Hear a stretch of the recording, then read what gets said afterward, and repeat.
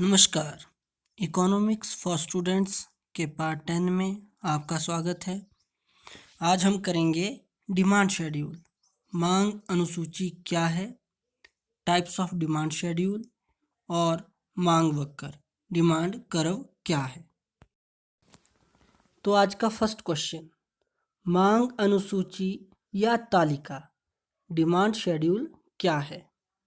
अब हमने मांग के बारे में तो पहले ही पढ़ लिया कि मांग क्या है, विभिन्न संभव कीमतों पर किसी वस्तु को खरीदने की योग्यता और साथ ही साथ तत्परता, तो ये मांग हुई। अब मांग अनुसूची क्या है, ये किस संबंध को प्रकट करेगी, ये कीमत और मांग के संबंध को प्रकट करती है कि जब आपके पास वस्तु की कीमत दी गई है, विभिन्न संभव कीमतें दी गई हैं, तो आप कितनी मांग करते हो। तो इसका आंसर इस तरह से लिखेंगे, मांग अनुसूची डिमांड शेड्यूल। मांग अनुसूची वह तालिका है जो किसी वस्तु की विभिन्न संभव कीमतों तथा उन पर खरीदी गई मात्रा के संबंध को प्रकट करती है। अब आपके पास यहाँ पर मांग अनुसूची दी गई है। अब यहाँ एक तरफ वस्तु की कीमत दी गई है और दूसरी ओर मांगी गई मात्रा दी गई है।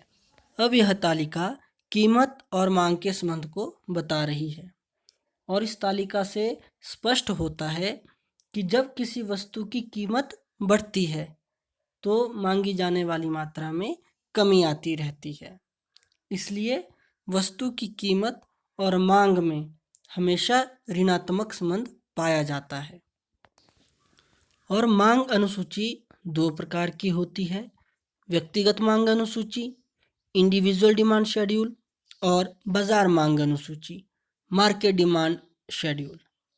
अब व्यक्तिगत मांग अनुसूची क्या है, एक व्यक्ति से संबंधित मांग की अनुसूची, मतलब जब एक व्यक्ति विभिन्न संभव कीमतों पर किसी वस्तु की मात्राओं की मांग करता है तो वह व्यक्तिगत मांग अनुसूची कहलाई।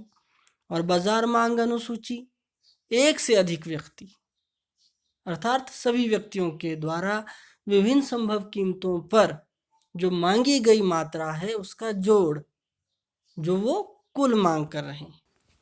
तो हमसे प्रश्न पूछा जा सकता है कि व्यक्तिगत मांग अनुसूची से क्या अभिप्राय है, तो इसका उत्तर इस तरह लिखेंगे, व्यक्तिगत मांग अनुसूची वह तालिका है जो एक व्यक्ति द्वारा निश्चित समय में वस्तु की विभिन्न कीमतों पर वस्तु की मांगी गई मात्राओं के संबंध को प्रकट करती है।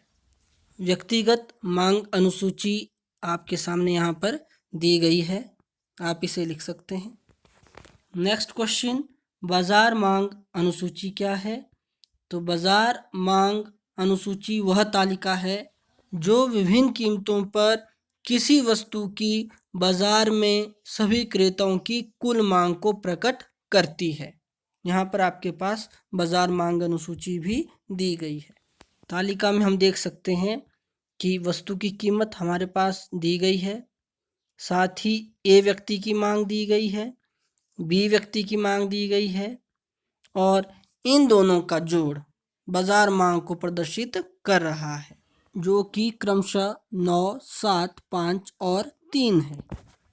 अब नेक्स्ट क्वेश्चन है, डिमांड कर्व मांग वक्र से क्या अभिप्राय है। अब हमने मांग अनुसूची तो पढ़ लिया, तो मांग अनुसूची या तालिका को जब हम रेखा चित्र के द्वारा प्रदर्शित करते हैं, किसी कर्व के द्वारा हम उसे शो करते हैं, तो वह मांग वक्र कहलाता है। इसका अर्थ हुआ कि मांग वक्र वह वक्र है जो विभिन्न संभव कीमतों पर मांगी गई मात्रा के संबंध को प्रकट करता है।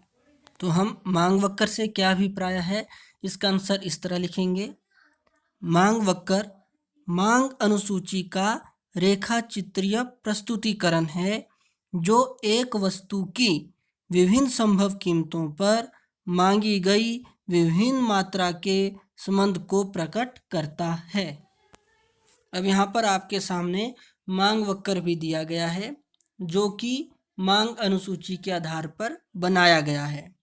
और इस मांग वक्र में जो आपका डिमांड कर्व है डी डी, यह एकदम ऋणात्मक है, जो कि कीमत और मांग के ऋणात्मक संबंध को दर्शाता है।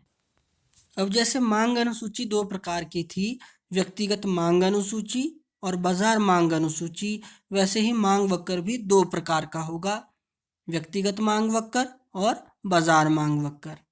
तो अब आपके सामने प्रश्न है कि व्यक्तिगत मांग वक्र से आप क्या समझते हैं।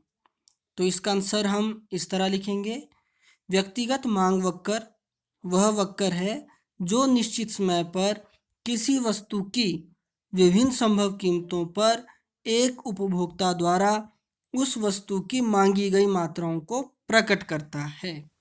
व्यक्तिगत मांग वक्र दिया गया है, इसे आप बना लीजिए। नेक्स्ट क्वेश्चन, बाजार मांग वक्र से आप क्या समझते हैं। अब बाजार मांग वक्र क्या हुआ, एक से ज़्यादा व्यक्ति। तो बाजार मांग वक्र वह वक्र है जो विभिन्न कीमतों पर किसी वस्तु की बाजार में सभी क्रेताओं की कुल मांग को प्रकट करता है। अब आपके सामने यहाँ पर डायग्राम दिया गया है। ए का मांग वक्र जो कि ए व्यक्ति की मांग को शो कर रहा है, बी का मांग वक्र जो कि बी की मांग को शो कर रहा है, और इन दोनों का जोड़ आपका बाजार मांग वक्र बन जाता है। यह वक्र बाजार मांग अनुसूची के आधार पर बनाया गया है।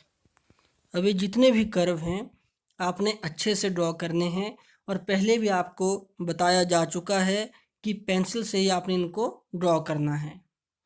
और ये जितने भी डायग्राम हम बना रहे हैं ये काफ़ी ज़्यादा इम्पोर्टेंट हैं और पेपर्स में आपको ये अच्छे नंबर लाने में आपकी हेल्प करते हैं। तो आज के लिए इतना ही, फिर मिलते हैं नए क्वेश्चंस के साथ, तब तक बाय।